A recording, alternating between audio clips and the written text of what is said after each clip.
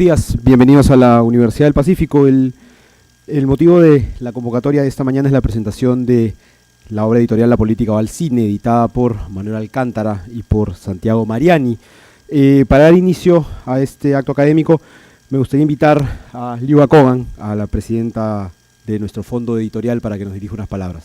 Quisiera darle la bienvenida a los colegas que trabajamos en esta universidad y también a las personas que nos están visitando en este momento para presentar este muy interesante libro con el que he tenido problemas con el título, porque yo decía, ¿la política va al cine o el cine va a la política?, ¿no? Pero en realidad hay esta interesante combinación y diálogo entre los textos escritos y los textos audiovisuales, ¿no? Entonces es una combinación bastante interesante la del libro.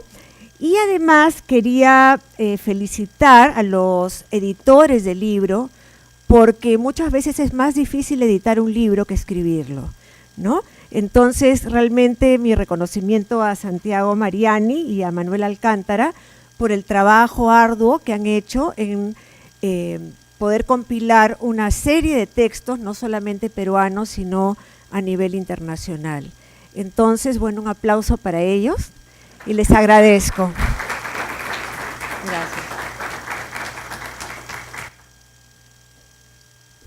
Gracias.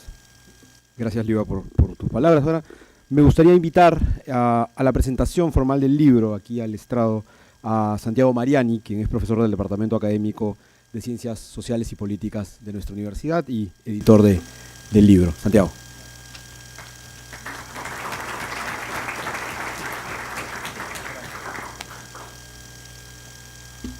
Bueno, buenos días, gracias por el madrugón. Compartir la presentación de un libro, estas primeras palabras, con tantos amigos que uno tiene en el Perú y que tanto aprecia, es un gran regalo, y les agradezco que estén hoy aquí. Bueno, yo a mis estudiantes les trato de enseñar técnicas para no estar nerviosos, pero imagínense ustedes en este día una presentación de un libro donde uno ha trabajado tanto. Espero que los nervios no me traicionen a mí hoy. Bueno, resumir, digamos, en unos pocos minutos lo que esta obra trata de decir acerca de la política en su interrelación con el cine. No es fácil, pero voy a intentar hacerlo tratando de enfocarme en lo que es la idea central de lo que buscamos cuando con Manuel Alcántara pensamos que valía la pena hacer el esfuerzo de congregar a personas de diversos países alrededor de esta temática. Pero antes de señalar esto, me gustaría contar un poco la experiencia personal y el marco en el cual una obra como La política del cine sale a la luz. Y en ese sentido, mencionar algo de mi historia personal con respecto al cine y a la política. Y hubo quizás dos factores importantes que de algún modo creo que decantaron en lo que es mi trayectoria y mi trabajo para que esta obra se escriba. Y el primero es que la política en realidad es una actividad que uno la comprende mejor quizá cuando la practica y no tanto cuando la estudia. Y en mi experiencia, cuando trabajé en el sector público, tanto en el Poder Legislativo como en una parte del Poder Ejecutivo, en uno de los ministerios en mi país, en Argentina, ahí uno se enfrenta con realidades y con situaciones donde los textos académicos que tratan de interpretar a la política se quedan de alguna manera cortos en el análisis, y ahí uno siente que, digamos, en esa realidad muy práctica, comprende cosas de la política que de otra manera quizás sería difícil comprender siendo solamente un estudioso o un académico. Y en segunda instancia el cine, cuando en el año 2004 fui a estudiar a España una maestría. Recuerdo que al llegar, al ver el programa, el que nos presentó, el director de la maestría, Enrique San Miguel Pérez, que escribió un artículo para este libro, al llegar veo en el programa que todos los viernes teníamos Cineforum. Y yo tenía una relación que el cine verdaderamente sí me gustaba, me interesaba. Y la primera pregunta ingenua que me hice fue: ¿cómo puede ser que los españoles estén becando a alguien para traerlo a pasar un buen rato y ver películas? Y en realidad esa pregunta rápidamente se respondió sola, porque el director de esta maestría, que era quien estaba a cargo de todos los cineforums los días viernes, nos mostró un camino que desde ese entonces para mí ha sido un camino sin retorno, en el sentido de el abordaje desde lo audiovisual a los temas de la política. Abrió, por lo menos en mí, una nueva perspectiva que significó también, así como la práctica, el abordaje de lo práctico, de lo político, el abordaje desde el cine fue un descubrimiento absolutamente esencial para poder entender desde otro lugar el complejo mundo de la política. Y uno de mis profesores en esa maestría fue Manuel Alcántara.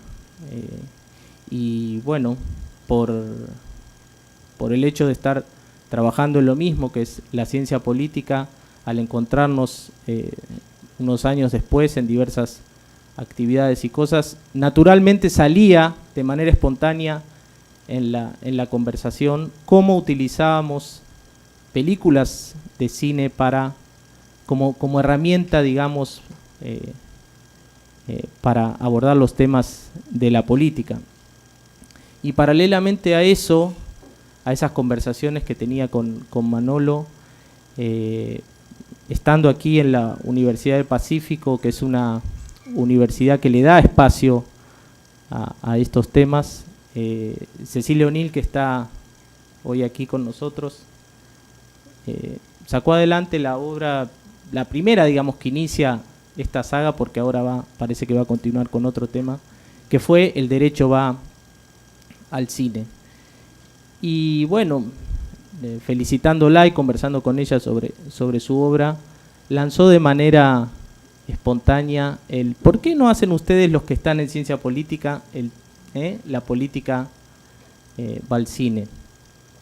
Y como le digo yo a Ceci O'Neill, o la Teniente O'Neill, no sé si han visto la película G.I. Jane, de esta mujer que se sobrepone a todo y que tiene una garra impresionante, cuando Cecilia propone una idea, agárrense, porque la Teniente O'Neill los mete en algo fascinante y siempre sale un producto importante. Así que de alguna manera Cecilia también fue como la musa inspiradora que nos obligó, digamos, a asumir el reto y trabajar en la obra de la política va al cine. Tomé algunas breves notas sobre lo que quiero decir ahora sí brevemente sobre la obra, para no olvidarme las cosas más importantes que me gustaría dejarles a ustedes y compartir. ¿Cuál es digamos, el tema central de este trabajo? Si es que hay un tema central, ¿no? Porque cuando nosotros iniciamos el camino a hacer el libro, es decir, en pensar en la gente que podría escribir, en enviar las invitaciones, en realidad la propuesta que hicimos fue muy simple. A los colegas que les escribimos, simplemente los invitamos a que escriban sobre cine y política. Así amplio, así de vago y así de poco preciso. Escriban sobre cine y política en 6.000 palabras, un texto que sea un tema, digamos, que aborda la ciencia política desde la mirada ya sea de algún director, desde alguna temática en particular o desde alguna película específica. Y bueno, la sorpresa fue grande en el sentido de lo que los textos, la respuesta recibida, los textos que recibimos fueron de alguna manera, bueno, si lo digo yo obviamente me van a decir que no soy objetivo, pero fueron maravillosos y para mí sumamente enriquecedores en el trabajo como editor, de tener que leer cada uno de los textos y la rigurosidad con que fueron escritos. Eso hizo la tarea como editor, es bien simple, digamos, la rigurosidad y la objetividad que tenían y lo bien escrito que estaban estos textos. Y inmediatamente ahí vino el desafío de cómo ordenar un libro donde uno invita a la gente con esta propuesta. Y básicamente el libro lo ordenamos en tres espacios, ¿no? Uno que es el tema del poder, que creo que es el gran tema en la ciencia política. Dos, los elementos que giran alrededor de lo político y construyen lo político, temas como la nación, el Estado, las campañas políticas. Y la tercera como columna es, digamos, los sistemas de dominación, los gobiernos que creamos que niegan de alguna forma la dignidad humana y se alejan de aquel ideal que es la democracia, ¿no? Como la mejor forma de gobierno o la peor, con excepción de todas las demás, como quieran ustedes ver a la democracia. Entonces, de nuevo, ¿cuál es el tema que nosotros encontramos aquí?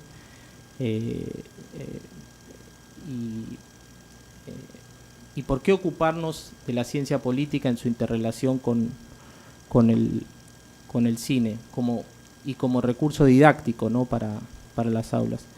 Yo creo que el punto central que nosotros quisimos destacar y poner en valor es el tema de lo político.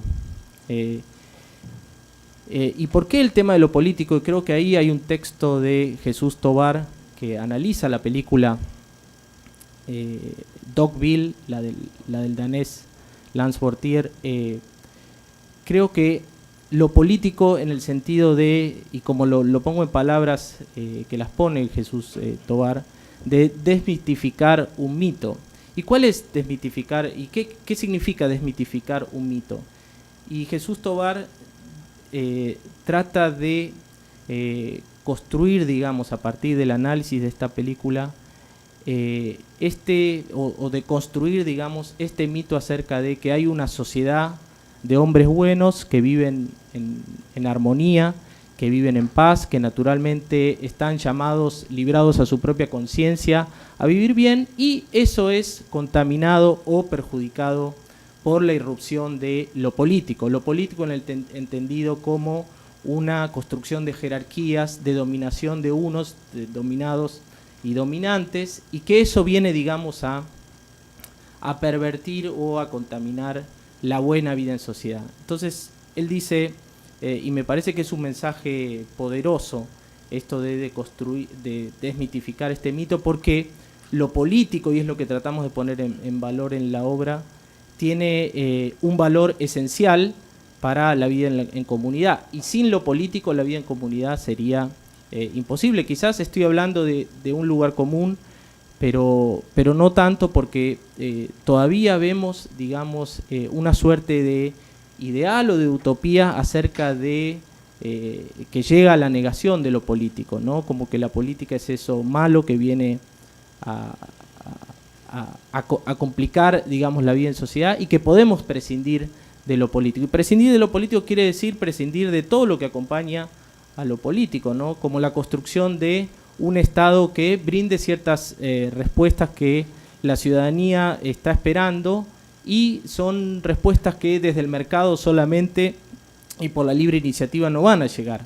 Entonces, de alguna manera creo que el eje central en esta obra, lo que uno puede leer es esto de poner en valor y repensar lo político, especialmente para nuestros países, donde la política que se ha visto, se ha visto sujeta a tantos vaivenes, a tanta inestabilidad, a tanta interrupción de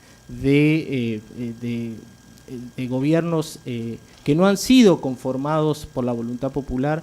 Entonces, volver a pensar lo político y el sentido de lo político en nuestros países, creo que esta obra trata de ver, obviamente desde la mirada que el cine propone, como en este caso Jesús Tovar lo enfoca muy bien en la película Dogville. Bien, y lo político, como traté de decir al principio, está absolutamente relacionado con lo que es el poder. Como dice Max Weber, detrás de la política está el poder. Y como señala Rolando Ames, que está aquí hoy con nosotros, y va a hacer un comentario muy positivo, ¿no?, de la obra, me imagino.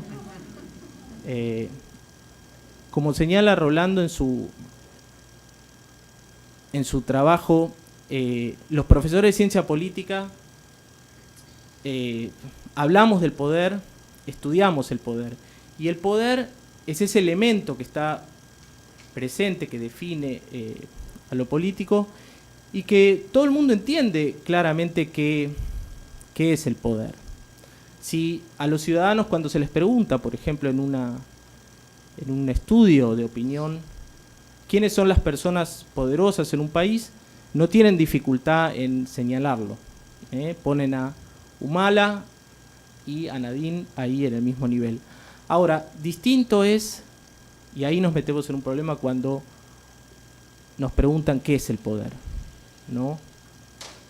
Y definir el poder, si yo les preguntara ahora y habría la discusión, va a haber seguramente tantas definiciones como personas que hay aquí sobre cómo entienden ustedes al poder. Pero esta es como nuestra obsesión, ¿no? En la ciencia política tratamos de entender y ver, y lo que propone Rolando, que me parece muy acertado, es acercarse a la mirada del poder, porque el poder tiene esto de relacional, ¿no? Son quienes detentan el poder en su relación entre los detentadores de poder y, no sé si interpreto bien tu texto, Rolando, si no después me corriges, y la gente. Y para mirar esta relación, él dice, Rolando es como una suerte de Plutarco moderno, él dice, para mirar el poder hay que mirar a los grandes detentadores del poder. ¿Y por qué Plutarco? Bueno, porque él compara dos biografías políticas, ¿no? Él se mete con François Mitterrand y con Andreotti.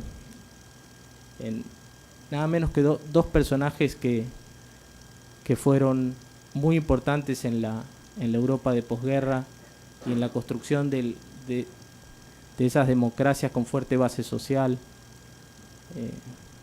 Bueno, estando en Europa no podías menos que hablar de eso, ¿no? Rolando estudió en Europa y me parece que tiene como ese... Pero, entonces, mirando las biografías del poder, pero mi sorpresa, o quizás no tanto, fue que en otros trabajos también se aborda el tema del poder desde otro lugar, ¿no? El mismo Manuel Alcántara, que es el coeditor, mira el poder a través de toda la obra de las 13 películas que hace Stanley Kubrick, y mira el poder en el sentido de la necesidad que tenemos, y de nuevo en relación con eso de darnos gobiernos, la necesidad que tenemos los seres humanos de crear gobiernos para poder hacer posible la vida en sociedad. Y lo que trata de observar ahí Manuel Alcántara es cómo, digamos, en esta construcción, cómo hacemos para que el poder sea finalmente un poder legítimo, que nosotros aceptemos como ciudadanos que haya alguien que tenga capacidad para tomar decisiones y nos imponga límites, ¿no?, a nuestra propia libertad. Entonces él, a través de Kubrick, de manera conectando la obra de Kubrick, que tiene películas bastante disímiles, pero él trata de observar cómo se da esa evolución, digamos, entre un poder que al principio es justificado simplemente por el uso y la imposición de la fuerza. Aquí tú vas a obedecer porque yo te mando, y si no obedeces te va a pasar algo malo.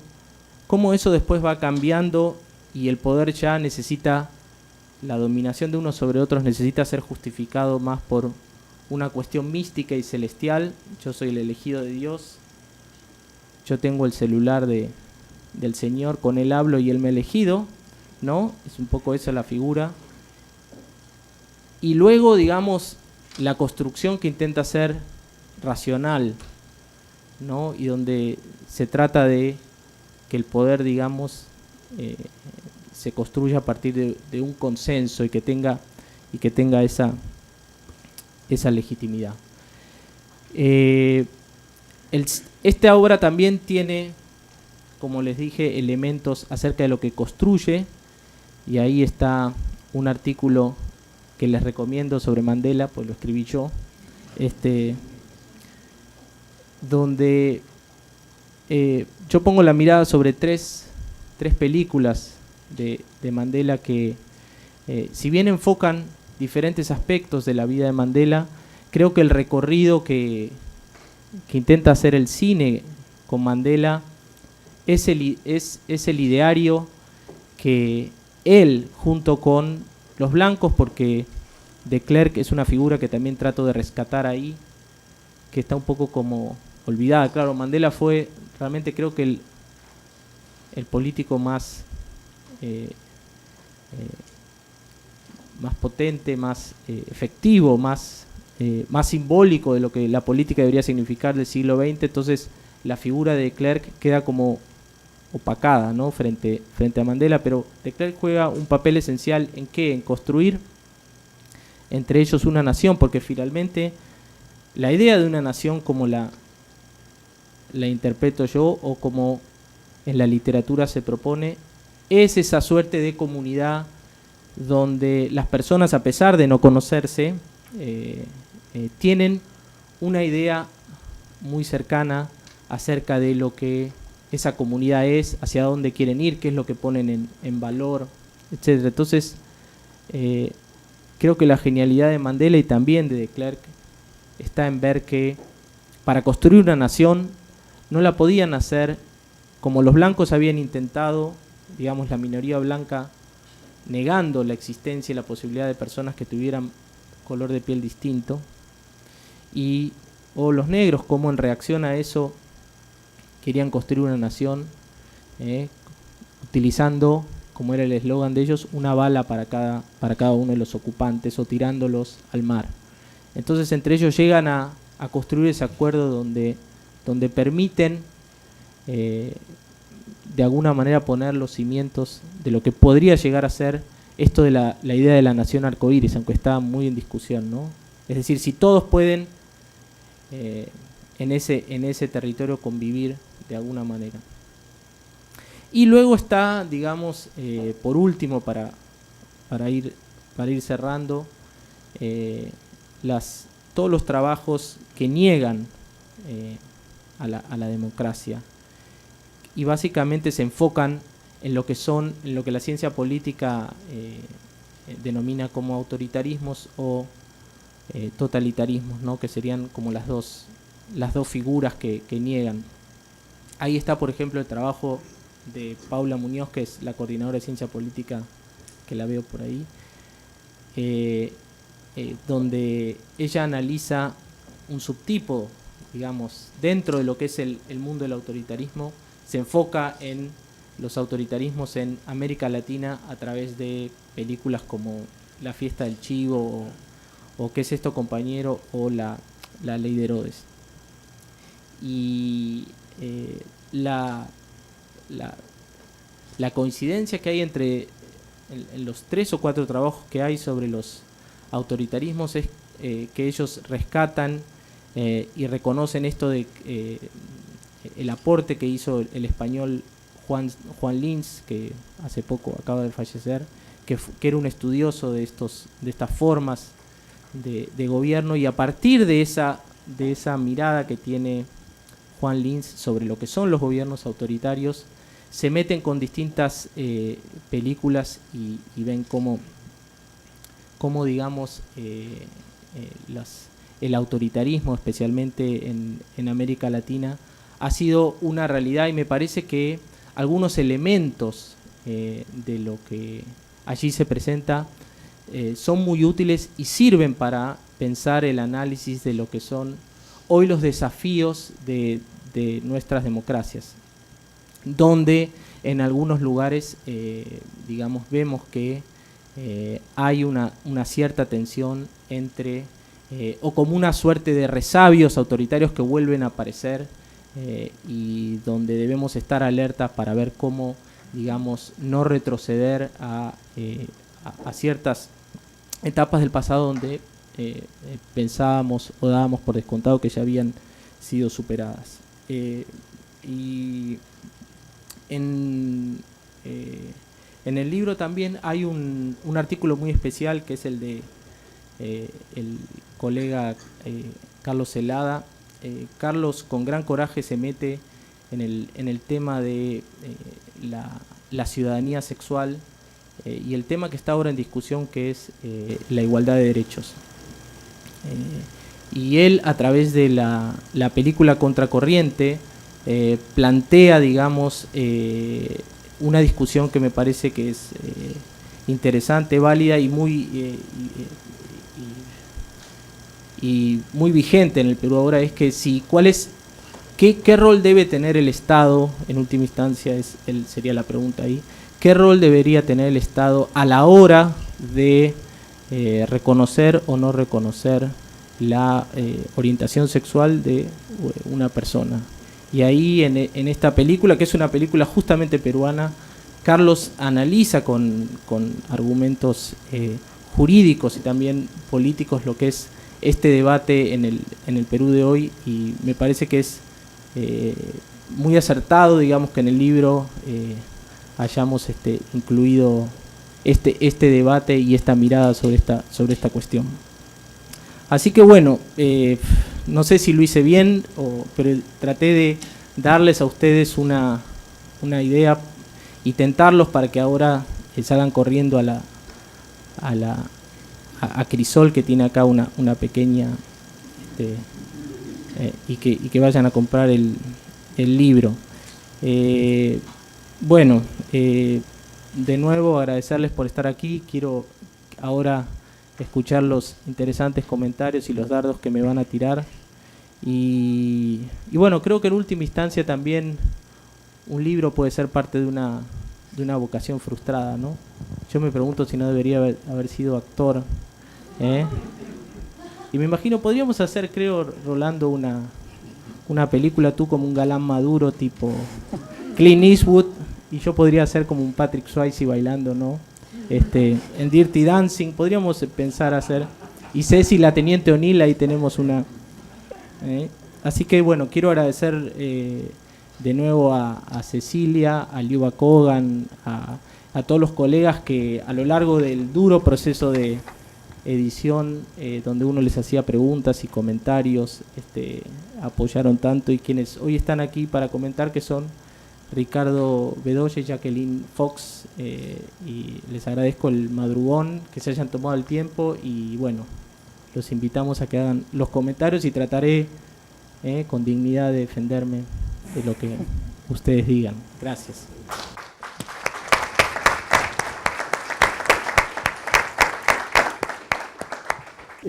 Quisiera invitar al panel que está compuesto por Jacqueline Fox, colaboradora del diario El País de España, a Ricardo Bedoya, conductor del programa El Placer de los Ojos, Rolando Ames, presidente del Consejo Directivo de la Escuela de Gobierno de la Pontificia Universidad Católica del Perú, y el panel será moderado por Cecilia O'Neill, vicedecana de Derecho de la Universidad del Pacífico. por favor, si pudieran acompañarnos aquí adelante. Solo para recordarles, van a encontrar unos pequeños papelitos delante de ustedes. Si desean hacer alguna pregunta a Santiago o al panel, en unos minutos vamos a pasar recogiéndolos. Vale. Buenos días, gracias por estar aquí, bienvenidos. Yo quiero empezar felicitando a los editores Manuel Alcántara y muy especialmente a mi amigo Santiago Mariani por el maravilloso trabajo. Ha sido un placer conversar con él y leer estos textos tan potentes que abordan temas tan importantes. También quería agradecerle por el agradecimiento tan fervoroso. Creo que esto se trata de una suerte de cadena de ideas que se van pasando de una mano a otra para que sigan produciendo textos interesantes, porque finalmente para eso estamos las universidades. Yo quería, solamente antes de dar el uso de la palabra a quienes nos acompañan, recordar que hay algunos autores que tratan de establecer relaciones entre la historia y el cine, ¿no? Y entonces, claro, no la más evidente, pero una de estas maneras de relacionarlos es hablar de la historia del cine. Claro, un experto estudioso del cine nos contará de sus orígenes y cómo las ideas de algunos directores se van montando sobre otras y vamos construyendo nuevas corrientes. Esa es una manera de verlo. La otra manera de ver esta relación es hablar de la historia en el cine. Entonces, claro, el cine nos permitirá ver algunos, de una manera didáctica y entretenida, seguramente algunos procesos históricos que nos ayudan a reflexionar sobre algunas cuestiones importantes. Pero para mí la manera más interesante de relacionar ambos temas es hablar de el cine en la historia. Entonces, no es la historia del cine, no es la historia en el cine, sino el cine y la historia. Y entonces por eso es que encuentro particularmente valioso este esfuerzo, ¿no? El cine es una herramienta que entretiene, que nos divierte, pero que también tiene una función importantísima, que es permitirnos cuestionar cosas y cuestionarnos a nosotros también. Creo que para eso es una herramienta de reflexión, y por eso me interesa mucho, porque quienes estamos en las universidades estamos obligados a darles a nuestros estudiantes, a quienes nos debemos, herramientas para pensar, para reflexionar y cuestionarnos, especialmente en esta universidad en que intentamos formar líderes responsables para el mundo. Yo no me imagino un líder que no inspire, pero que tampoco reflexione, que no plantee preguntas. Creo que un buen líder sabe preguntar. Sí, entonces creo que Santiago es ese tipo de líder que buscamos en las universidades, porque ha inspirado a 18 personas de 8 países diferentes para escribir unos textos estupendos que han planteado preguntas importantes, preguntas incómodas sobre el poder, sobre el Estado y sobre la democracia. Entonces creo que es además muy pertinente, especialmente para nuestro país en un año preelectoral. Entonces creo que estos textos pueden servir para eso. Bueno, sin más, voy a darle el uso de la palabra a Rolando Ames. ¿Te parece si empezamos contigo para que empieces con los comentarios? Por favor. Buenos días y muchas gracias por la invitación a ustedes, a los organizadores, a la universidad, a ti, Cecilia, porque en realidad el libro El derecho al cine creo que fue efectivamente fundamental, no solo para que exista sino para que quizá estemos iniciando una secuencia, ¿no? Que creo que puede ser muy productiva, con todo el respeto a lo cinematográfico en sí, ¿no? Y al lenguaje cinematográfico, que no puede ser solo usado pero también para hacer el diálogo entre el cine y ciencias humanas, por ejemplo, temas humanos, sociales, como la política, como el derecho. Y por supuesto es un gusto, para mí ha sido un gusto que a raíz de la invitación haya podido conocer más y hacer más amistad con Santiago.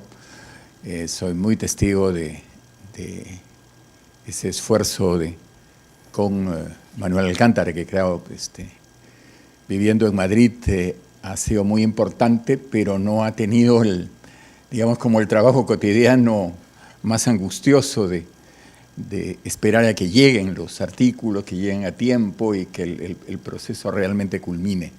Entonces, felicitaciones también, Santiago. Y él se ganó menos odios. Él se ganó menos odios. Santiago hizo una alusión a que yo seguramente defendería el libro.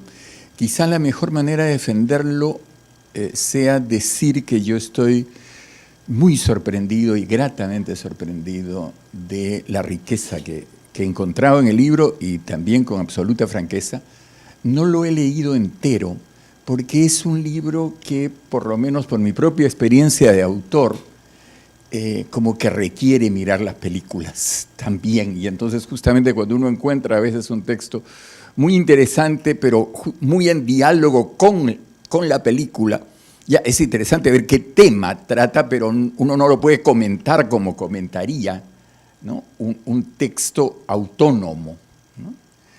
En el texto mío, que además yo escribí con el apoyo de mi mujer, que es más cinéfila que yo, decimos que al escribir lo que queríamos era como iniciar un diálogo lo más directo y lo más informal como el que uno tiene a la salida del cine, ¿no? Cuando comenta la película con los amigos. Y yo creo que lo interesante del libro es que efectivamente uno está ante no reflexiones analíticas de películas, ni está ante esquemas de comprensión de la política por la ciencia política.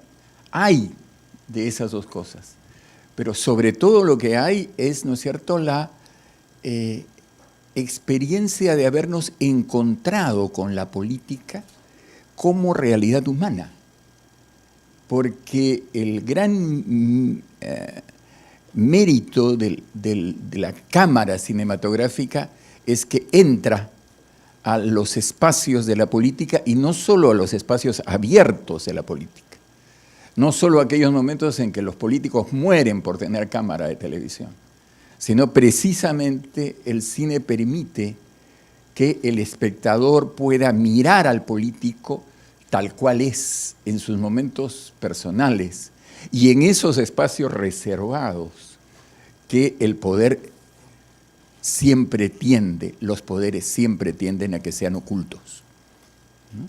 Entonces, lo que a mí me parece muy interesante de esta experiencia de haber no solo escrito un artículo, sino haber leído otros y haber visto algunas películas en función de eso, creo que es que estamos ante un tipo de producto interesante y en donde naturalmente los temas son distintos, las películas son distintas y los puntos de vista sobre los asuntos políticos que se discuten son también diversos. Es el tipo de texto que uno está seguro que todos al leerlo van a gustar de algunos artículos y no van a gustar tanto de otros o van a querer discutir otros. Pero creo que para mí ese es un valor muy, muy grande. Y yo avanzaría quizá a ver, esta importancia del arte como expresión de la vida, ¿no? Como expresión de lo humano, ¿no? Efectivamente creo que, como creo que Liu Kogan lo dijo, no se sabe si la política va al cine o el cine va a la política, es un ida y vuelta. A mí me parece muy interesante darme cuenta que siendo la política tan vital, cuando hablo de la política como práctica, ¿no? Como ejercicio del poder, el tema del poder quizás es efectivamente muy central. A veces los politólogos tenemos el riesgo que como tenemos muy ya armado un esquema científico y profesional, es más fácil trabajar con instituciones y actores que son formalmente quienes ejercen el poder y no trabajar con el poder y con los actores, no solo públicos, sino ocultos del poder. Bueno, entonces digo que ante un texto de esta naturaleza, a ver si retomo mi idea, uno lo que encuentra es que el arte no solo como que nos permite conocer las miradas que el artista, que el director de cine, que los protagonistas de la película han hecho sobre un tema político, sino que nos muestra otros aspectos de la política misma y otras reacciones frente a la política. Yo he tenido en estos años en Perú la experiencia, por ejemplo, de sentir que los temas de la violencia política en los que yo estuve particularmente envuelto desde que fui miembro de la Comisión de la Verdad, creo que han tenido en el arte, en las artes, en la literatura, en el cine, en el teatro, ¿no?, vehículos de comunicación más poderosos y a veces justamente más directos que lo que hemos logrado a veces con textos reflexivos. Entonces, francamente, esta como complejidad en la relación de ida y vuelta entre cine y política es muy interesante. Y quizá yo no he mirado la hora y debo seguramente ya estar en mi tiempo, ¿no? Una cosa para cerrar es el tema de la libertad humana y la ética, ¿no? Yo siento que la política, yo hice política y como dijo bien Santiago, creo que la política para comprenderla no solo hay que estudiarla en libros, yo sinceramente creo que lo viví desde el momento de estar mismo en la política. Las relaciones de poder te comprometen como, no solo como mente, ¿no?, sino como cuerpo, como ser entero, ¿ya? Y yo creo allí que la política tiene esa fuerza entonces, y por lo tanto como que desnuda, como que te obliga finalmente a ser quien eres, y la gente sencilla tiene mucho olfato cuando dice, no, yo le he mirado la cara y yo no confío, ¿no? Está justamente tratando no de encontrar el discurso, sino está tratando de encontrar la persona en la política. Bueno, yo creo que por esa vía la política nos pone muy delante del tremendo desafío de buscar, no declarativamente, sino prácticamente, fines socialmente positivos, buenos, responsables, como se dice, pero algo mucho más exigente. Hacerlo a través de medios adecuados. Y la película nos plantea el tema profundo de la modernidad, de la libertad y de Maquiavelo, para ponerle el nombre, ¿no es cierto? Entonces, la posibilidad humana de usar la libertad para fines diversos y usar medios malos para fines buenos o usar medios buenos para fines malos. Digamos, la densidad de eso, y no voy a hacer ahí el rollo, creo que está muy en vivo, y ya yo he logrado diálogos con colegas politólogos con los que no siempre pienso del mismo modo, muy interesantes a partir de la película, lo que no se ha logrado a través de la discusión de esquemas de análisis. Esto ha sido en todo caso mi manera de responder a la invitación, y a ver si Santiago considera que esto ha sido una defensa del libro, pero en todo caso es lo que he dicho con la mayor espontaneidad que he podido. Muchas gracias.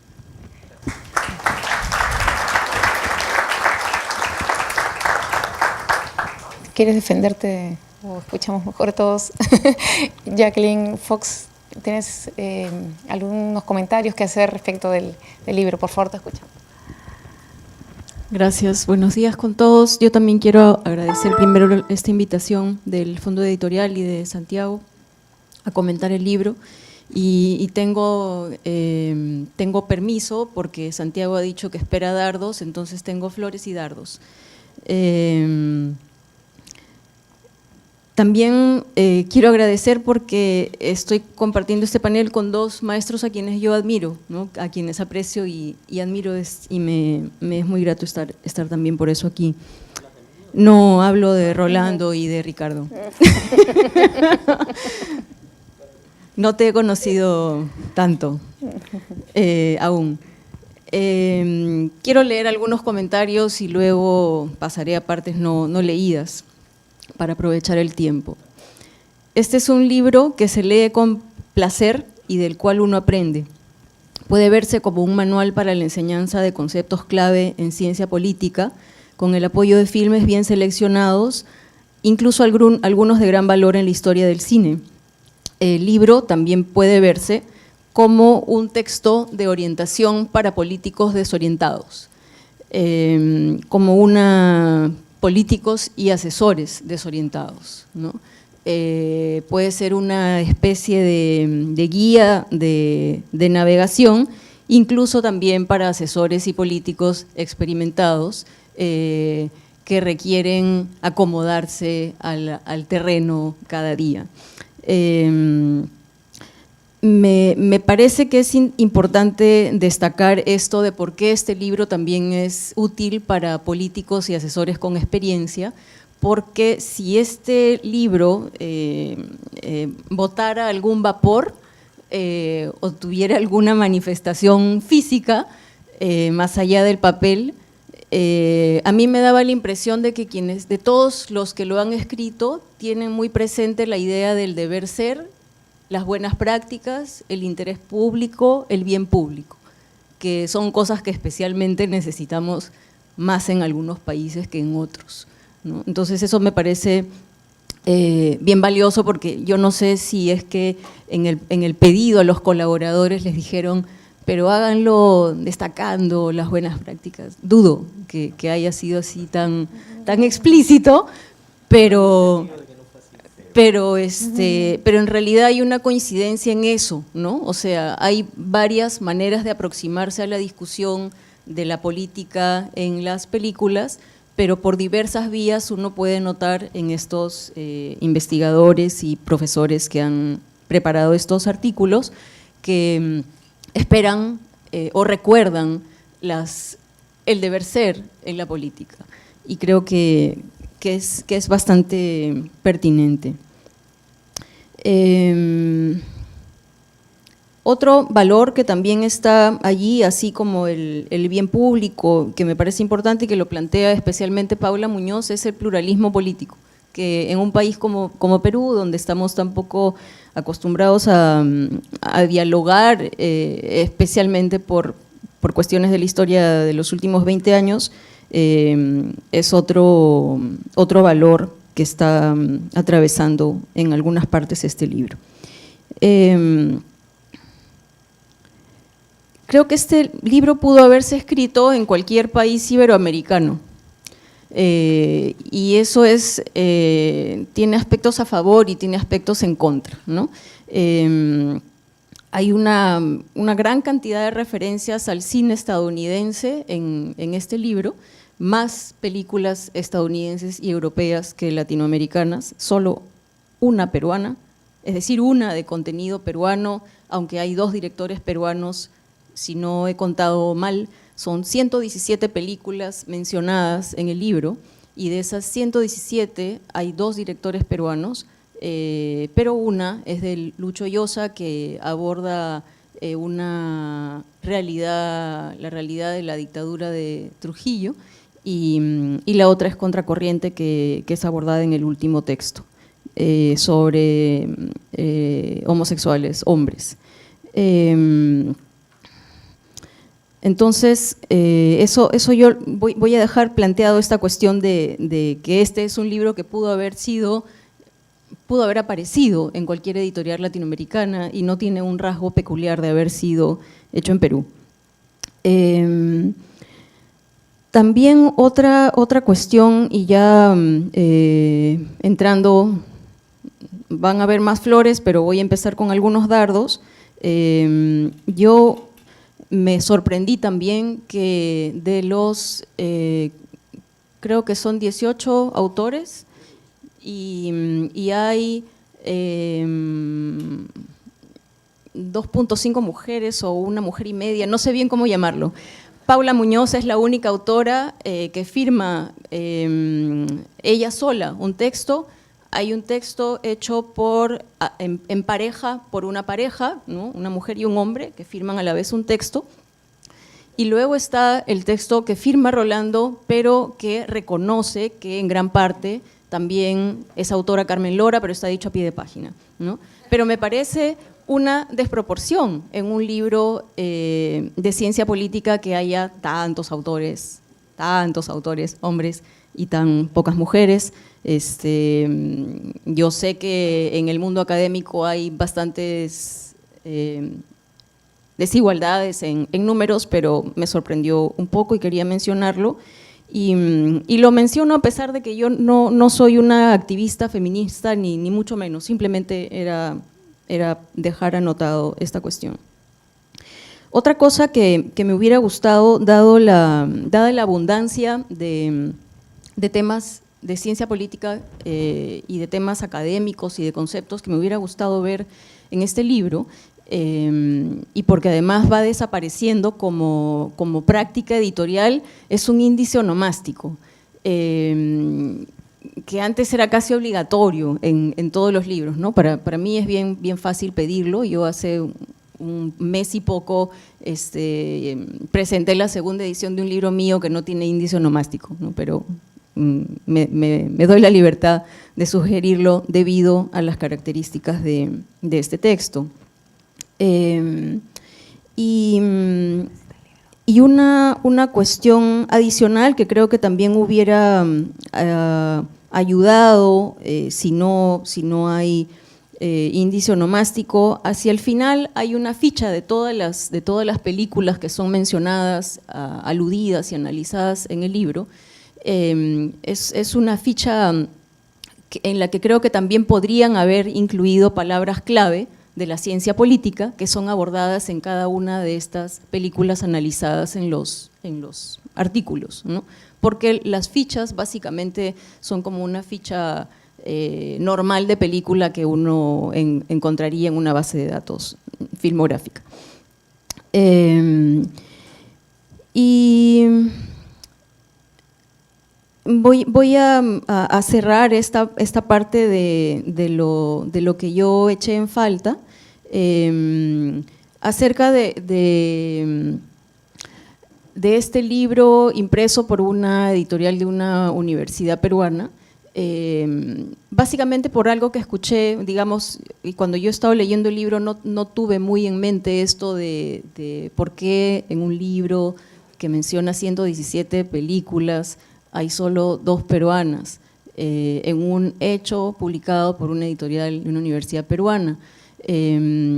Hasta anoche yo no hubiera hecho este comentario, pero anoche estuve en un homenaje que le hicieron al escritor Alonso Cueto, y algo que destacaron mucho de él quienes se refirieron a su trayectoria, era que él se fue del Perú por muchos años a estudiar y trabajar a España y a Estados Unidos, y que en un momento muy complicado del Perú decidió volver y quedarse y ser un escritor en el Perú, que como ustedes saben es casi suicida, ¿no? Y entonces yo creo que también esto da a mí me dio para pensar, ¿no? ¿Por qué en un libro escrito en una universidad peruana hay tan poco contenido alusivo a Perú cuando nuestra política es tan compleja y tiene tantos retos tan incómodos, ¿no? Voy a pasar algunos aspectos que me han parecido interesantes para compartir, digamos, algunos aspectos que me han llamado la atención del libro, y casi todos justamente, yo mientras iba leyendo, en realidad casi todo lo iba ligando a las cosas que a mí me llaman la atención de la política peruana, ¿no? Posiblemente por mi deformación profesional de tener que reportar sobre el Perú hace muchos años. Un primer rubro, digamos, que me pareció interesante para efectos de reflejar o de alumbrar con conceptos que están aquí, las cosas que ocurren en Perú, eran dos textos de Maxwell Cameron y de Martín Tanaka acerca de las reglas con las que se juega en momentos complicados, ¿no? El término que aborda Martín Tanaka en su texto es las manos sucias, que es este mecanismo que existe y que se tiene que aplicar porque hay momentos en que para resolver cuestiones simplemente uno se tiene que saltar las reglas o violar la ley y hacer cosas indebidas. Y lo que deja planteado ese texto, que no, digamos que no termina de resolver, pero que me parece una cuestión pendiente para efectos nacionales, es cómo se sanciona a los que cometieron esos actos de manos sucias, ¿no? Aquí es, digamos, en la política y en quienes están en ese campo, saben que eso es una cuestión normal, ¿no? Como que es un recurso normal. Para los ciudadanos que no estamos en ese lado, ese no es un recurso normal.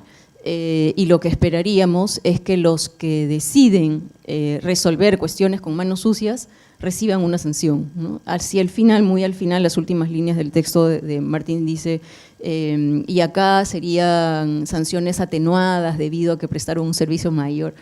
Creo que esa es una cuestión que merece atención en un país donde tenemos tantos hechos recientes. No solamente me refiero a los 20 años de violencia, sino a la violencia que continúa hasta ahora. Me acuerdo simplemente un caso de una niña asesinada hace 2 o 3 años en Ranrapata en una operación antisubversiva, en la que ella fue asesinada por una bala de un militar, y de ese tipo de historias seguimos teniendo muchas muy recientes y el Ministerio Público y el Poder Judicial, ni el Poder Ejecutivo, ni a nadie le importa gran cosa, ¿no? El otro texto que a mí también me pareció muy importante era el de Maxwell Cameron sobre cómo se conducen los políticos y cómo toman decisiones cuando la obediencia no es suficiente, ¿no? Especialmente en instituciones jerárquicas como las militares. Y el texto de Maxwell a mí me llamó mucho la atención, especialmente por la limpieza del lenguaje, ¿no? Yo no sé si él escribe en castellano, yo no soy tan cercana a la ciencia política, pero es un texto muy limpio, ¿no? Y es un texto acerca de cómo la prudencia y el interés mayor, el interés común, es el que rige decisiones cuando la obediencia no es suficiente, ¿no? La máxima, digamos, en la película que él analiza, que se llama Marea Roja, es la prudencia. Hay un texto que también me llamó bastante la atención de Simón Pachano, de este investigador ecuatoriano de Flaxo, porque me alumbró sobre algunas cosas que yo no entiendo del presidente Humala, ¿no? Simón Pachano analiza una película de Steven Spielberg de cuando recién empezaba a hacer cine. La película se llama Duelo, y plantea una situación en la que alguien es agredido pero sin saber por qué, ¿no? Y el análisis de Simón Pachano plantea cómo puede uno salir de situaciones confusas, aunque no las entienda, ¿no?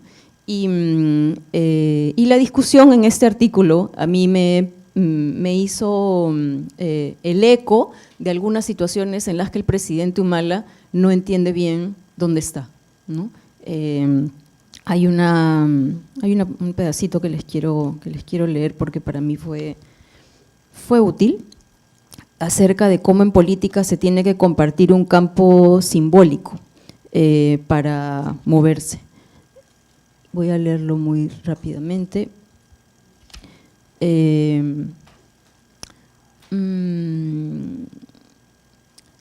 ambos o todos los actores políticos deben compartir ciertos elementos comunes. Para decirlo de manera algo pedante, deben compartir un campo semántico o simbólico. Este es el que permite la interacción, ¿no? La película trata de estas cosas y que las analizan en este texto y plantea salidas que una persona común y corriente posiblemente no hubiera pensado, ¿no? Por eso yo digo que este es una especie de manual o guía de acción también, porque plantea ideas creativas para cuestiones no previstas. Y otro texto que también me sacó rápidamente una referencia a la manera en que se conduce el presidente Humala. Es un texto de Martín D'Alessandro, si no recuerdo mal su nombre de pila, que dice que los políticos a veces tienen que generar divisiones donde no las hay, ¿no? Esto también parece ser una máxima común y corriente que yo no conocía, ¿no? Y rápidamente pensé en cómo en los 2 últimos meses y medio el presidente Humala en manifestaciones públicas, especialmente en centros poblados pequeños que está visitando con mucha frecuencia, dice que no van a tolerar que alguien acabe con los programas sociales, ¿no? Y se expresa de manera muy agresiva contra esos fantasmas, ¿no? Porque no ha habido nadie que haya dicho que va a acabar con los programas sociales, pero entonces yo dije, ok, él está haciendo lo que los asesores le han encargado, que plantee o que genere divisiones donde no las hay. Y lo último que voy a mencionar para no excederme en el tiempo es también otro texto, creo que es este mismo de Martín D'Alessandro, que se refiere a cómo se ha encarecido las campañas políticas, en particular por la necesidad de contratar asesores que son muy caros, ¿no? Y en América Latina especialmente los partidos o las organizaciones políticas, porque hay también cosas que no son partidos y que hacen política y que candidatean, acuden normalmente a asesores estadounidenses que son muy caros. Y una cosa que me parecía importante en la descripción de estos asesores, de quienes investigan cómo se hacen las campañas electorales, es que estos asesores normalmente no tienen una predilección ideológica, sino que lo que les interesa es ser bien pagados. Y me parecía bien interesante tener esa claridad. Yo recordé rápidamente a Fabre, que supuestamente asesoró la campaña de Chimpún Callao en las últimas elecciones regionales. Una nota adicional que comentaré es que voy a decir seguramente una cosa de sentido común, pero lo que más encontramos en este libro es el desempeño de grandes calificadores, ¿no? Los politólogos son grandes clasificadores. Y todos estos conceptos y todas estas herramientas para entender la política están visibles aquí. No es un libro sobre lenguaje cinematográfico, ahí sí, de eso no hay mucho. Y también quiero saludar, a mí me gustó también mucho el último texto, el de Carlos Celada. Gracias por escucharme.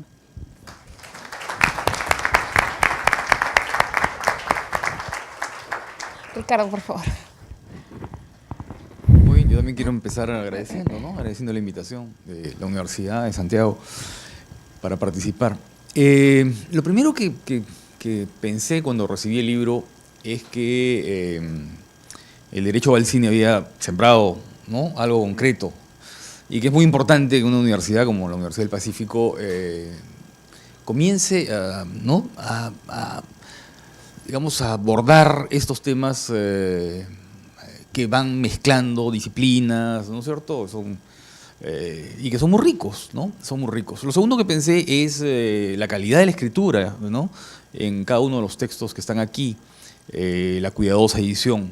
También me llamó la atención lo que acaba de decir Jacqueline respecto a digamos, a la ausencia de textos sobre el Perú, ¿no?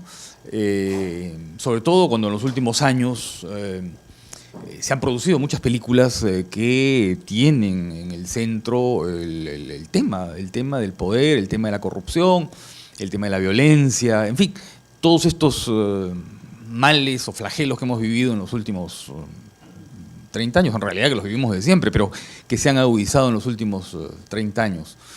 Eso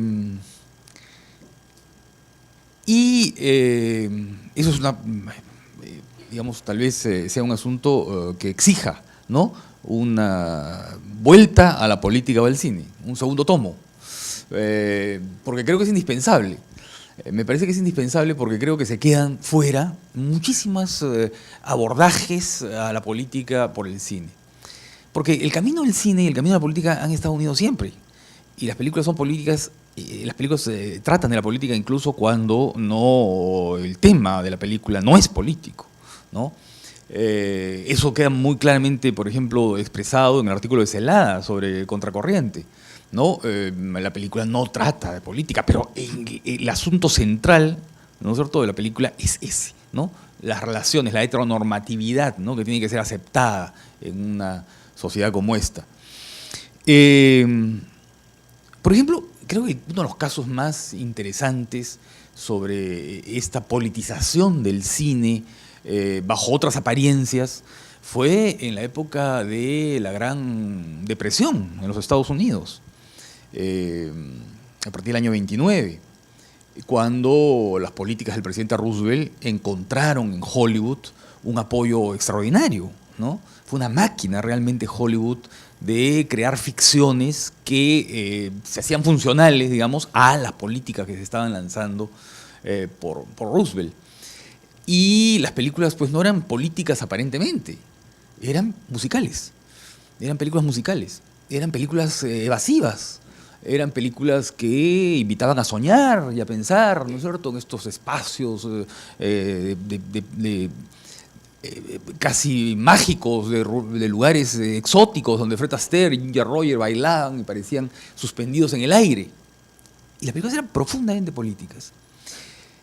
Muchas de estas películas contaban la historia de la chica de Ohio o la chica de Cincinnati que soñaba con ser estrella de Hollywood o estrella de Broadway, de un gran show de Broadway.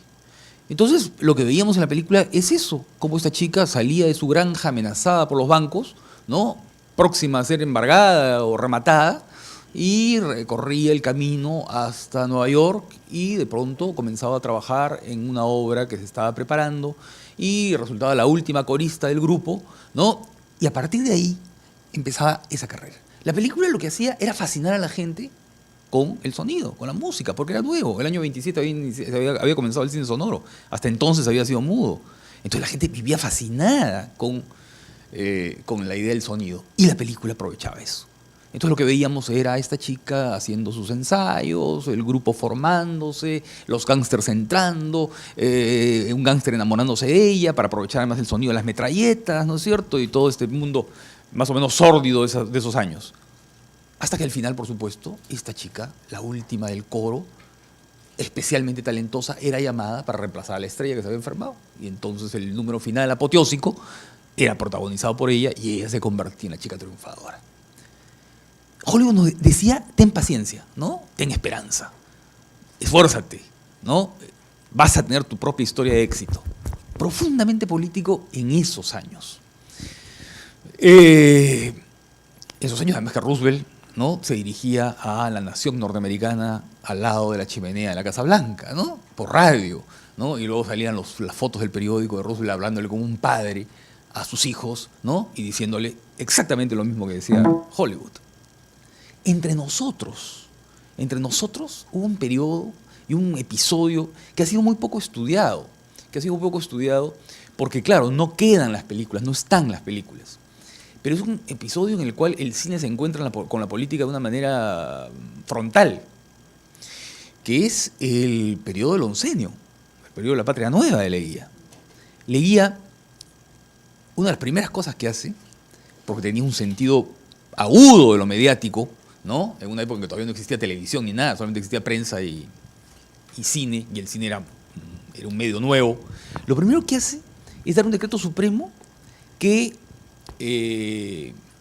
dice lo siguiente, dice, las empresas filmadoras, ¿no?, se les llamaba así, las empresas filmadoras podrán mostrar obras oficiales, inauguraciones, actos públicos, ¿no?, y luego vender por volumen, al peso, ¿no?, al Ministerio de Gobierno este material para ser editado y pasado antes de las funciones de las películas extranjeras.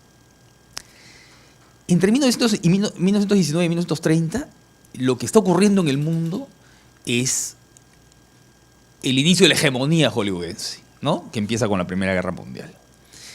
Y en los años 20, el público vive fascinado con lo que el cine le ofrece, ¿no?, con la presencia de Rodolfo Valentino, ¿no?, con la presencia de Chaplin, en fin, con los grandes de Greta Garbo, con las grandes estrellas, con este sistema, ¿no es cierto?, que es el que va a conformar lo que es el mito del cine, el mito de los estudios, el mito de las estrellas, lo que va a ser el cine luego. Entonces, el público iba masivamente al cine. El público iba masivamente al cine. ¿Y qué encontraba?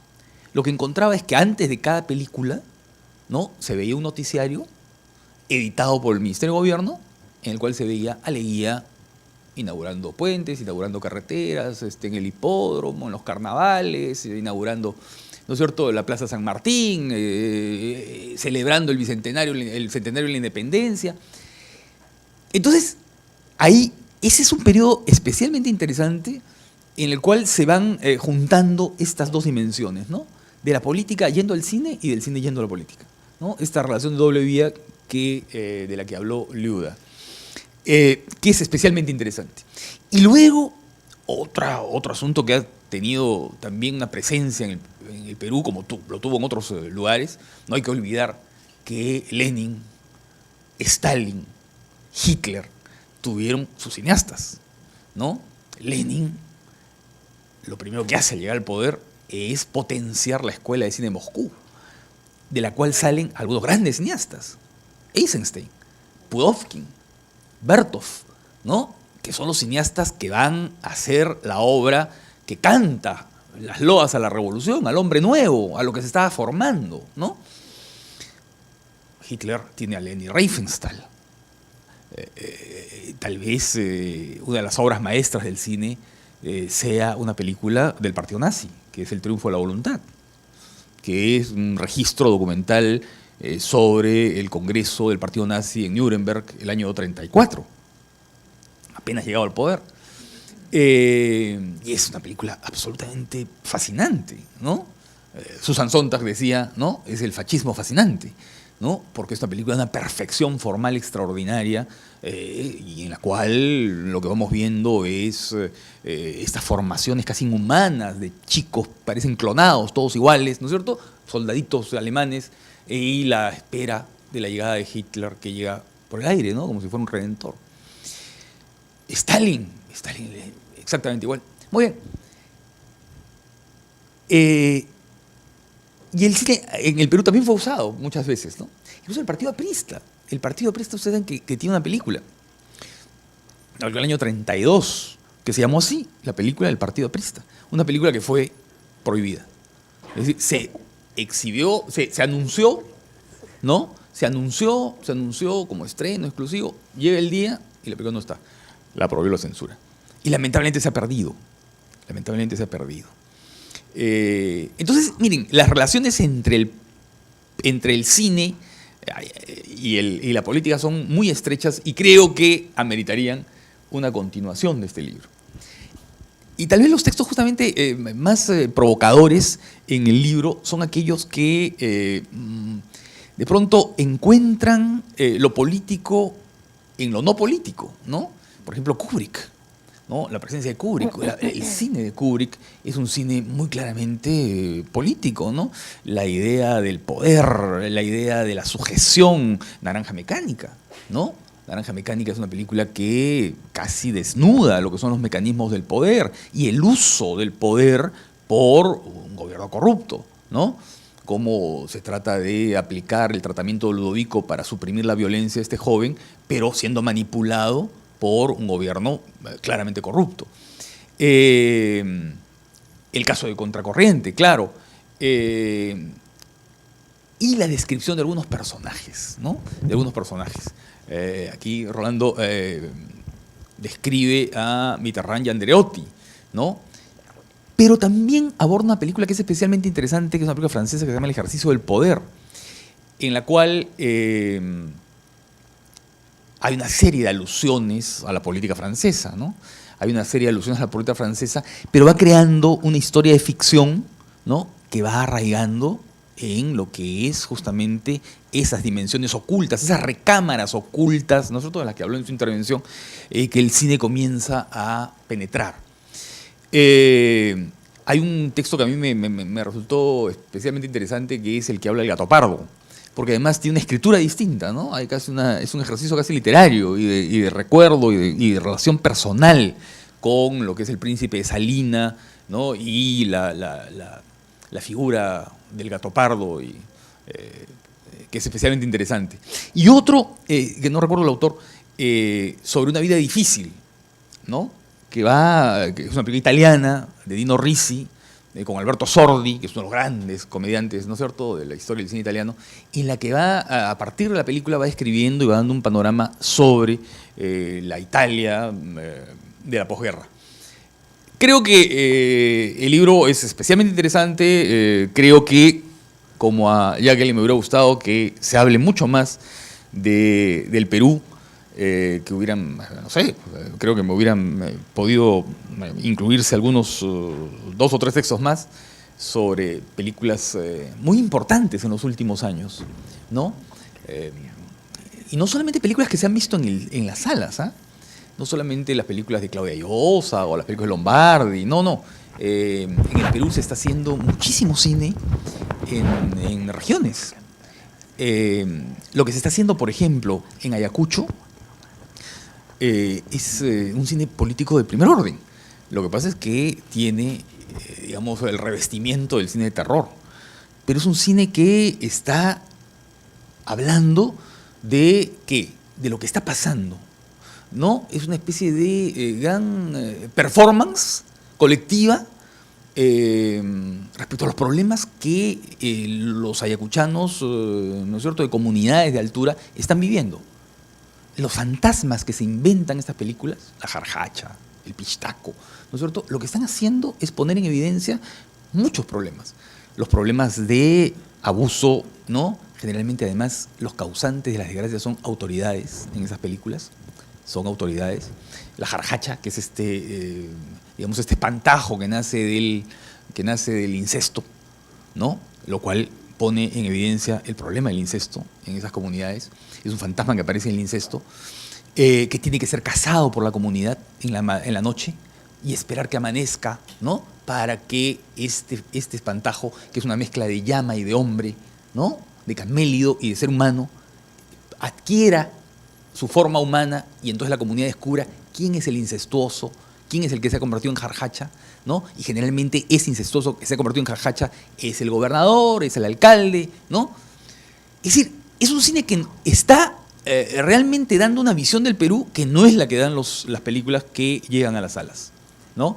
Que hablan del incesto, que hablan del abuso de las autoridades, que hablan de la economía informal, sobre todo en las películas puneñas, ¿no? Los efectos de la economía informal, de la comida que se desregulariza, ¿no es cierto?, el contrabando y en fin, todo lo que está pasando en Puno. Entonces, ahí se está dando una relación muy intensa entre lo que es el cine y la política. En fin, creo que en el segundo tomo tendrá que estar presente eso.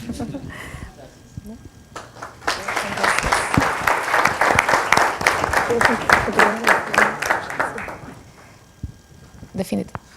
Bueno, gracias. Sé que estamos pasados del tiempo y los que tengan que ir a trabajar pueden ir a hacerlo y cumplir con sus responsabilidades. Intentaré en 2 minutos decir algunas cosas sobre mis reacciones a los interesantes y muy variados comentarios que hicieron, que en realidad son tantas cosas que no voy a poder, pero voy a tratar de resumir algunas cuestiones. Invitamos a 4 colegas mujeres a que nos mandaran algún trabajo y lamentablemente recibimos uno y las otras 3, como son destacadas colegas, lamentablemente en los tiempos que nosotros pretendíamos recibir tenían otros compromisos y lamentamos muchísimo no tener, y sabemos que eso era porque también nos habían hecho el comentario y si hay un tomo 2 como nos desafía Ricardo, de repente intentaremos que los tiempos lleguen a que haya más politólogas mujeres, porque la mirada sobre la política no puede ser completa si es de una mirada desde los hombres, es obvio, y de hecho el mundo del poder, que ha sido un mundo muy masculino, y los resultados que ha tenido el manejo del poder tiene mucho que ver con el manejo masculino que hubo del poder, y creo yo que es muy importante poner en el debate la importancia que tiene el aporte y la complementariedad de la mujer para poder abordar el ejercicio y el estudio de la política desde la mirada complementaria, distinta y enriquecedora de la mujer. Así que te agradezco mucho, Jackie, por mencionar esto, porque me parece muy importante. ¿Puedo adelantarte una pregunta que tiene que ver con lo que acabas de decir? Pregunta para Santiago Mariani. ¿Habrá más libros de Santiago Mariani? No, bueno, tiene que ver con lo ojalá. Que decir. Vamos a ver. Bueno, motivado estoy por hacer otras cosas, pero de repente logro 2. Sí. Los comentarios de... a ver, voy a tratar de... Jacqueline dijo algo muy similar a lo que dijo Rolando, en el sentido de esto de generar un manual o una suerte de guía para poder, para asesores, para políticos orientados o desorientados, poder ser utilizado. Y uno de los objetivos quizás no tan centrales como o pretenciosos nuestros era, bueno, ¿qué tal si esto sirve para que sea esa suerte de guía o de manual para poder abordar la política? Así que si lo has sentido así, me alegro, porque nosotros pensamos con el otro editor sobre esta cuestión como una suerte de guía práctica. Rolando mencionó, que también lo mencionó Jackie a través del análisis que hace Martín Tanaka sobre el dilema de las manos sucias en el gobernante. Rolando lo mencionó a través de Maquiavelo y el tema de medios y fines, que es un tema bien complejo, difícil de abordar, áspero, y seguramente donde cuando uno habla de medios y fines, y en especial en el caso del Perú, como trató de aterrizarlo Jacqueline, se pregunta mucho sobre lo que sucedió en la década de los 90, ¿no? Y los desafíos que enfrentó el sistema político peruano, y cómo, digamos, luego de haber transcurrido lo que transcurrió, qué respuesta tiene que dar la sociedad y sus instituciones especialmente frente a eso. Así que me parece también que es un tema sumamente importante, y me alegro que Martín haya hecho un trabajo donde obviamente uno puede discutir y hay matices a lo que él plantea, pero está bien puesto ahí esto de qué hacer frente a determinados desafíos que se le presentan a la sociedad y cómo debe responder la política, cómo debe sopesar medios y fines, y finalmente dónde está en última instancia el bien común y cómo preservarlo, ¿no? Entonces, en ese sentido me parece. Luego Jacqueline nos mencionó algo importante, que es el tema del pluralismo, y justamente Juan Lins, que es lo que mencioné, él destaca que un gobierno, un sistema, una forma de gobierno autoritaria justamente tiene un pluralismo limitado y lo trata de reducir. Es decir, trata de que las distintas expresiones y la riqueza que hay en una sociedad se subsuman en pocas directrices.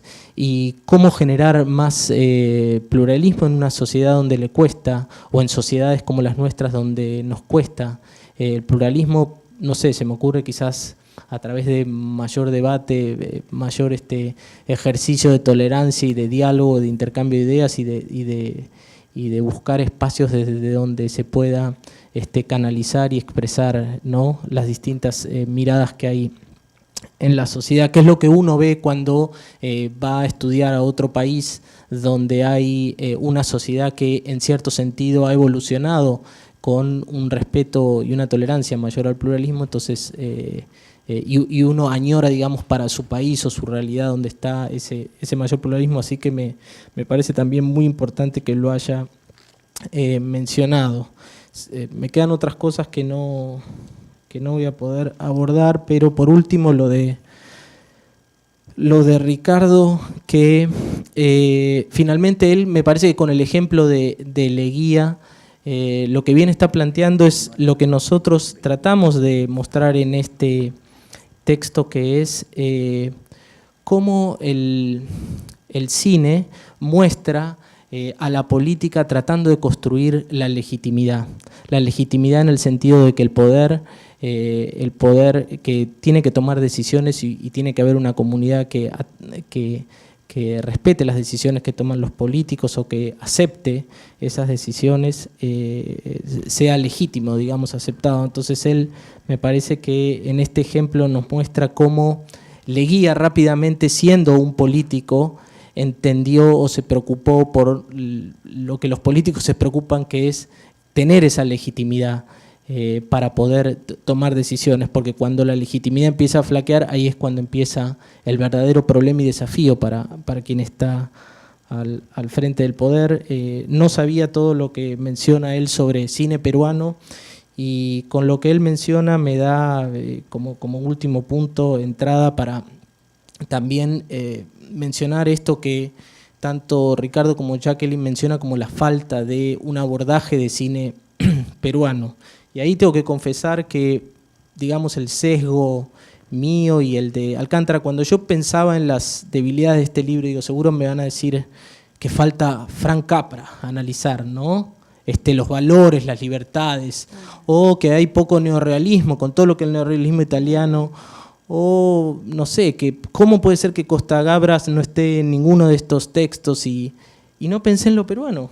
Entonces, eso confirma, digamos, que nosotros estábamos como muy orientados o sesgados hacia el cine norteamericano y al cine europeo, y que se nos escapó realmente una realidad, bueno, gracias a Charlie, que él hace este gran trabajo y de alguna manera salva la cara del libro, metiéndose con este tema tan difícil pero necesario de debatir, y deja ahí a salvo lo peruano. Pero bueno, no sé si hay alguna pregunta o algo, si tienen algunos minutos más los que tengan paciencia y ganas de seguir escuchándonos. Nos queda poquito tiempo, pero antes de darle el uso de la palabra a Rolando, que me la ha pedido un segundito, quería decirte que paradójicamente hay una pregunta para ti que te la diré ahora, pero termina felicitándote por lograr una obra peruana, latinoamericana, una obra sin fronteras para el mundo.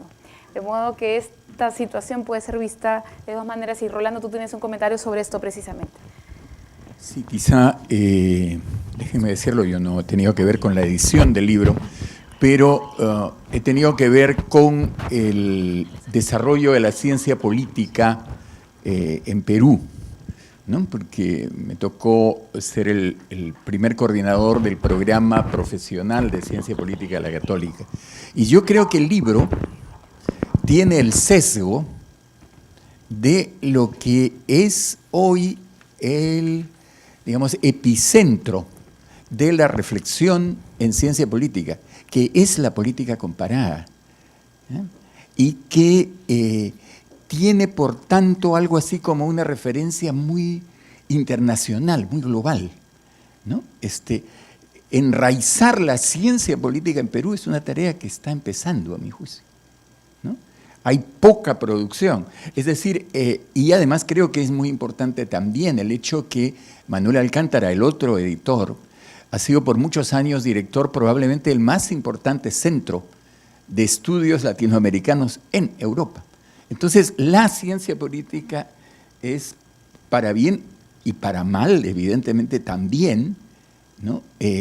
Muy comparatista, muy internacional, y creo que eso pasó de una manera muy natural al libro, y yo creo que sí, que allí hay una riqueza, además, más bien, digamos, nueva tanto en el campo del cine peruano como en el campo de la ciencia política, que dan mucha materia, pero casi sería para, ¿no?, hacer otra cosa, para hacer una cosa centrada, en lo peruano.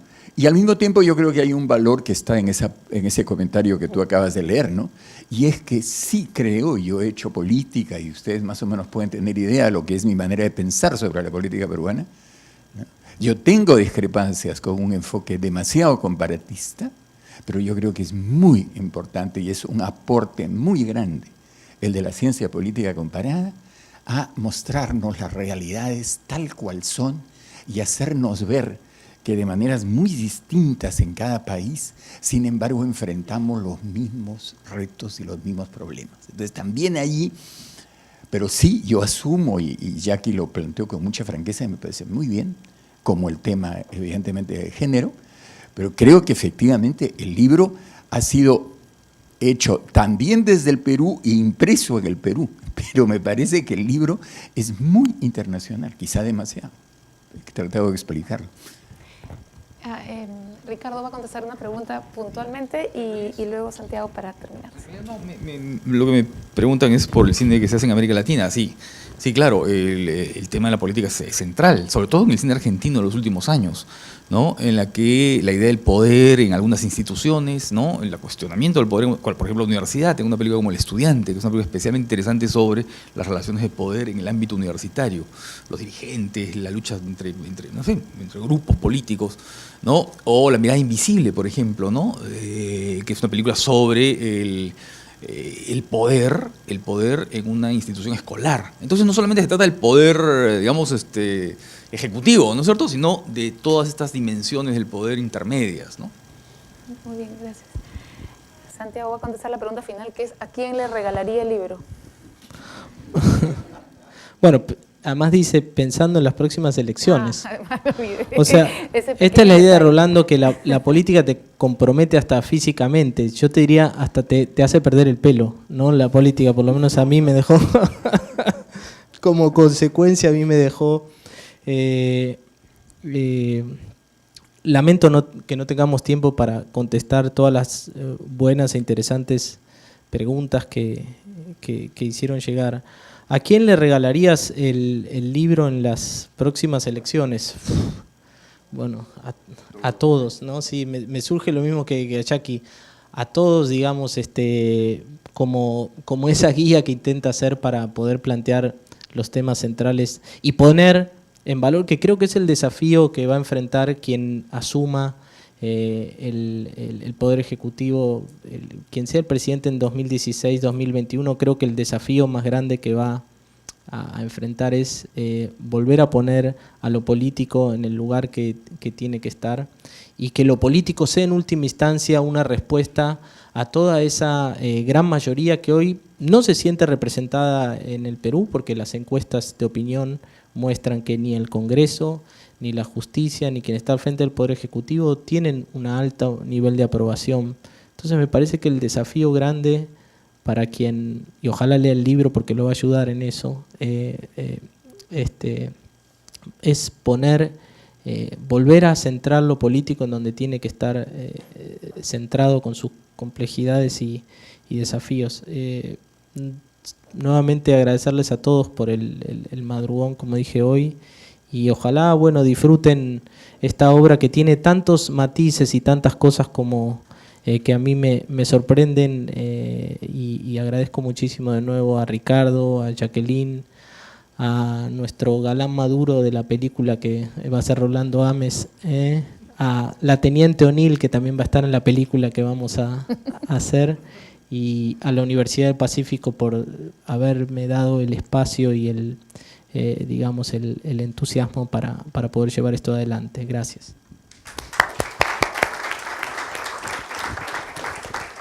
Bueno, gracias a los comentaristas, a Jacqueline Fox, a Ricardo Bedoya, a Rolando Ames, a Cecilia O'Neill por moderar el panel. Felicitaciones nuevamente, Santiago. Gracias por acompañarnos esta mañana. Que tengan buenos días.